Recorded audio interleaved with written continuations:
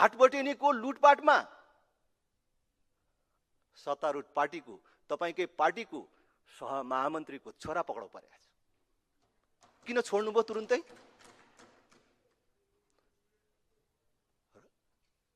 तपाईको नेताको छोराले रक्सी लिएर गयो,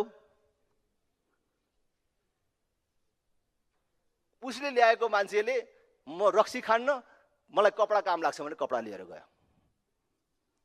पछि थाहा भयो तपाईहरुले पक्रिँदाखेरि, तपाईको पुलिसले पक्रिँदाखेरि भिडियोमा हेरेर पक्रियो, तर पक्रिँदा त नेताको छोरा रहेछ।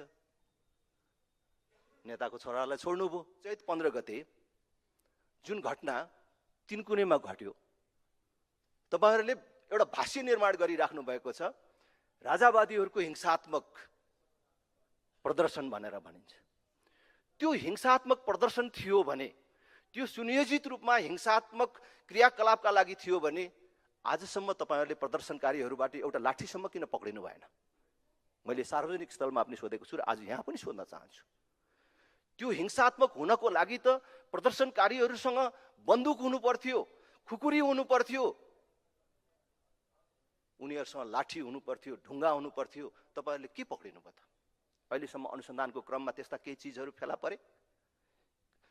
746 राउन्ड अश्रु ग्यास चल्यो र त्यो भन्दा बेसी थियो भनेर भनिन्छ। त्यो पनि म्याच सकिएको अश्रु ग्यास।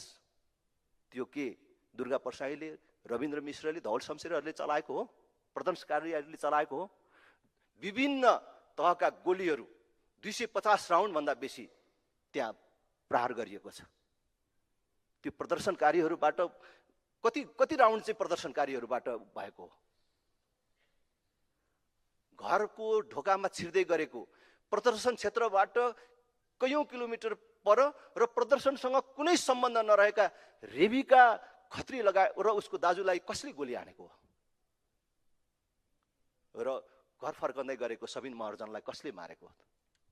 त्यसकारण म गृहमन्त्रीजीलाई भन्न चाहन्छु, तपाईहरु प्रजातन्त्रको पक्षमा हुनुहुन्छ, न्यायको पक्षमा हुनुहुन्छ भने रविन्द्र मिश्र लगायतका मानिसहरूलाई छोड्नुहोस् र न्यायिक आयोग गठन गरेर सत्य तथ्य बाहिर ल्याउनुहोस्।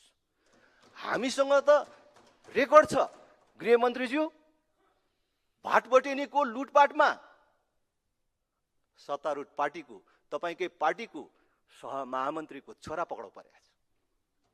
किन छोड्नुभयो तुरुन्तै?